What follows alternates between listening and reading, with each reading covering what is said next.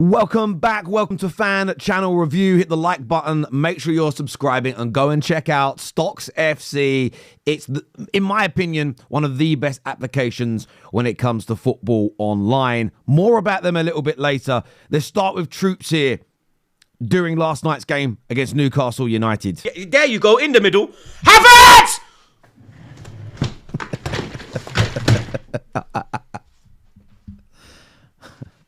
Where's he gone? Where's he gone? You're taking True? the piss. Oh, there he is. You're taking the piss. You're taking the fucking piss. You are taking the piss. I broke my fucking charger, bro. That's how you look. Do you know what's funny? I think even if you're not an Arsenal fan, you had a very similar reaction. I bet everyone went goal. The way Kai Havertz missed that, honestly, the pain that Arsenal fans must have felt during that moment was crazy. Now, speaking of pain, let's take a look at AFTV here. This is a very big call, and I want to know whether you agree with this or not. Mikel Arteta need to go. He's not going to bring us over the line. I don't care what nobody want to say. He's not going to take us there. This guy spent over 700 million. And one player missing. Saka missing. I look like the team is done. Are you spending so much money? 10 transfer window. 10? And you still don't have an out-and-out striker. Kyle Havertz get the clearest goal possible tonight. Should have scored tonight. And the guy hit the ball with him shoulder. The keeper freeze. I think there's a multiple things here. Everybody's within their rights to say Arteta's got to go. Anyone that has never supported him. Anyone who did that no longer does and has lost faith. Fair enough. I think that you've got your reasons. Not all the reasons stack up, but you've got your reasons, and it's fair play. What stands out to me in this is the sort of... It's not because Saka's missing that they're not playing great football. I didn't think in the second half Arsenal's football was particularly bad. They created enough chances to equalise, enough chances to actually win the game when you break it down. They had an XG of nearly 4. They had an abundance of chances. But even when Saka was in the team, they've not been playing at their fluent best. I thought they started the season, like most teams, a little slowly. They had some really good stuff September and October. I remember the PSG game as a standout example. But they have gone off the boil, and I don't think it's disrespectful, or it doesn't make you a bad Arsenal fan to call that out. I don't necessarily think it's because Bukayo Saka's not there. I'm honestly, though, not too sure. Some of you would just say, Terry, the players are not good enough. It's a fair shout. But what do some of you think? And I know that Arsenal are going to get a lot of stick in the comment section, but I'd love to know what you think's gone wrong at the moment. What do you think is creating this situation at Arsenal where it just looks a little bit sticky? What's your thoughts on that? And do you agree here with Yardman? Do you believe that he must be sacked? Let's take a listen here and see what also was said on AFTV. I think this is Julian's clip. Is this tie over? Well, the answer has to be no, it's not done. But it all hinges on how that game starts. And do you guys think the tie is over? Genuinely, honestly, do you think the tie is over? Let us know in the comment section. Two goals is actually a bit of a difficult one, as Liverpool found back in '89. It's a very difficult sort of lead to defend. You don't know, do you push on? Do Newcastle push on? Do Newcastle defend it? If they're not sure which way to go and we can nick a goal, what you've got to understand with Newcastle is they're a team that hasn't won anything for 60 years. This is far more important for them than it is for us. Look, I understand where he's coming from. What I will say about this comment is this. It's an uphill struggle for Arsenal from here. Very difficult. They don't need 3 goals to win. They can score 2 and take it to penalties. So they need 2 goals at least. What I would say is this. If you don't back this squad, if you don't back your manager, fair enough, you're not going to believe that there's a chance. You think it's over. You don't back the team. It makes sense. It stands up that you don't believe, that you think it's done. If you're someone, though, that has backed Arteta, you think Arteta is going to win you the major trophies, you believe in the squad, you just think this is a bad patch, you can't be saying this is over. If you believe all those things and you believe Arsenal are a massive club, the energy has to be, we've got to go there and do it. You've got to at least expect the chance of a comeback. Now, if you're somewhere in the middle and you believed in a lot of those things, but you're just not sure you can do it, I still think you need to be encouraging of your team. Now, again, everybody is free to support their team the way in which you want. We're just here giving opinions. But I'm calling out the Gooners who are fully behind Arteta, fully behind the rebuild, fully behind the process, fully behind the squad.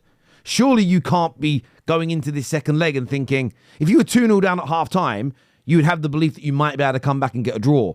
Surely you have that energy now. Let me know in the comment section below if you agree or not. Because I want to know. I want to understand what you think and feel about this. Now, we're sponsored today by Stocks FC. Scan that QR code on the screen to go and check them out now. A brilliant platform. It really is. You can claim some free stocks if you're signing up as well. We're also giving away, it's under my desk here, let me just pick this up, we're also going to give away this month a brand new PlayStation 5. You can see the bad boy here, to somebody that, let me put that down again, to one of the lucky people who signs up this month. Sorry, I'm falling off my chair as I'm saying this. So we're going to be giving that away to everyone who signs up. We're going to get the list through from Stocks and we're going to do a random draw and somebody is going to win a brand new PlayStation 5. So get yourself signed up. As I say, it's a great platform. You'll see it here. You can claim your free loan stocks, as I've already mentioned. The new IPOs, are out right now. Calafiori comes out this week. And look, Joel Linton is selling quickly. Almost gone now, as you can see. I love this platform, as I say. There's a little bit of money to be made, but more so, it's a great bit of fun, especially with you and your mates. People always giving it the big one. I've got stocks in X. I've got stocks in Y.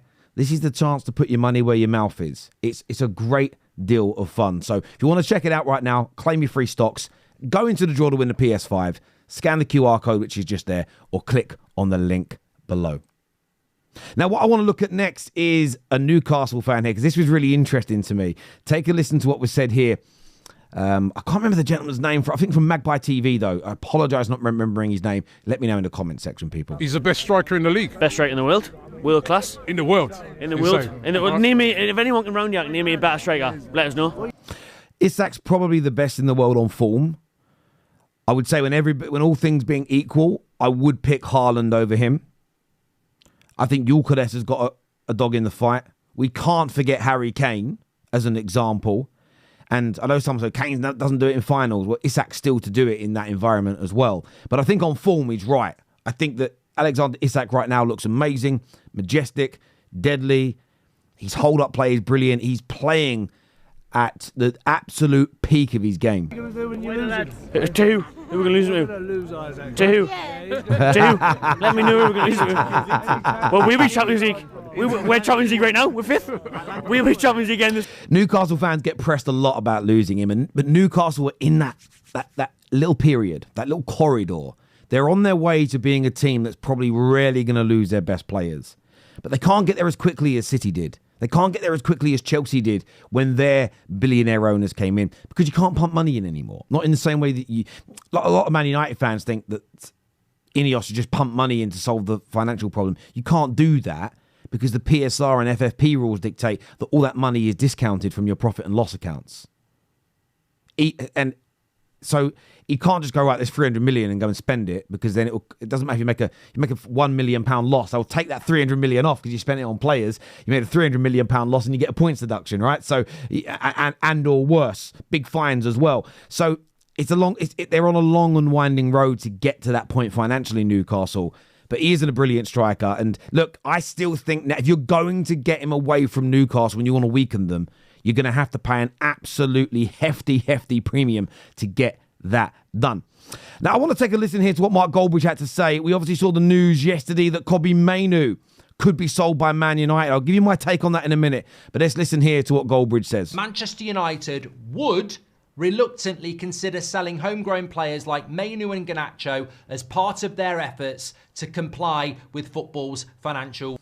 That's Mark reading the article, by the way. ...rules. This is a disgrace. I'm not going to be live for long tonight. I'm just going to break this down in some very clear points, because I think streaming for an hour or two on this just dilutes the actual message. This is not what a lifelong Manchester United fan would do. This goes against what Manchester United is. You do not put a price on your players. Now, I get it. There are some people there saying, oh, Man United would sell a player if a big offer came in. Is that really breaking news? Of course it is. It's coming from David Ornstein. David Ornstein is a respectable journalist who wouldn't write an article like any other journalist wouldn't, just to say, if Man United got a stupid offer for Kobbie Mainoo, they'd take it. So, listen, I didn't interpret the article that way. I disagree with Mark on this to a certain extent. Man United are actively working on a new deal for Mainoo. Mainoo is happy at the club, and his team have come out publicly and briefed that to the media. Man United, since this Ornstein article, have come out and briefed the media and said they've got no intentions and they are not actively looking to sell Kobbie Mainoo. I think this is a different approach that is maybe being slightly missed here. My interpretation is that we will not be held to ransom by any player anymore, and we've allowed that to happen too much. I don't believe the reports that he's demanding 200 grand a week, but if we put him at 19 years old on 200 grand a week, it's ridiculous. He is not. I love Mainoo. The man got a man of the match in an FA Cup final. Just bossed it at Anfield a few games ago, but he shouldn't be getting put on £200,000 a week. Nowhere near that at this particular juncture in his career. What the Man United players also need to realise is you've got to stay hungry all the time. You've got to keep developing all the time.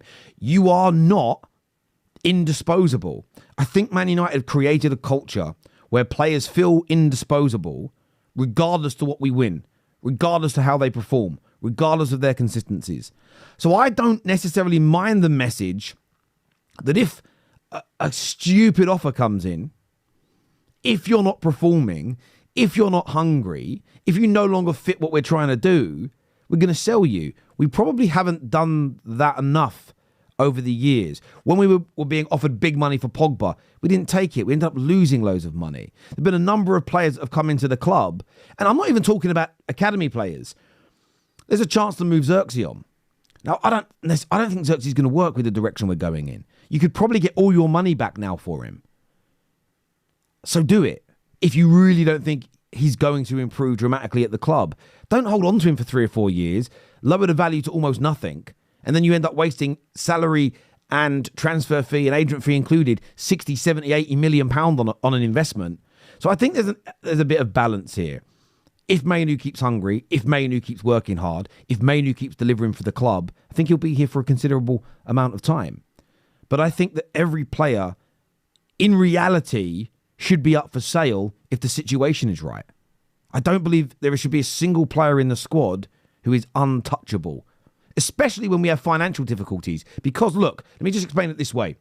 Let's say you get £150 million offered for Garnacho. That will trigger people. £125 million offered for Garnacho and Mainoo next summer. But they haven't really pushed on. They're doing okay. Do you know do you know how many top quality players you could buy for that? Because it's pure profit. It enables you to grow the squad. The only time I'd be against it is if they sold the players and then didn't reinvest the money. But right now, personally, I think Mark's wrong. I respect his opinion, but I'm really not that pressed by it at all. Let's take a look here at the overlap. This is a very interesting clip. I want you to see, if you notice, what I see. Actually, there's 3 charges, not 115. Has money come in from the owners? If that is the case, then that is fraud. That's about as serious as it gets. If found guilty of those charges, then the book will be thrown at Manchester City, and it's going to be a massive points deduction. But you wouldn't think it'd be relegation?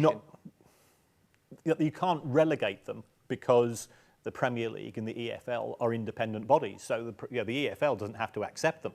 Yeah, but you can take enough points off them to relegate them. That's right. Given that the Forest and the Everton points deductions, they were both described by the Commission as being minor breaches.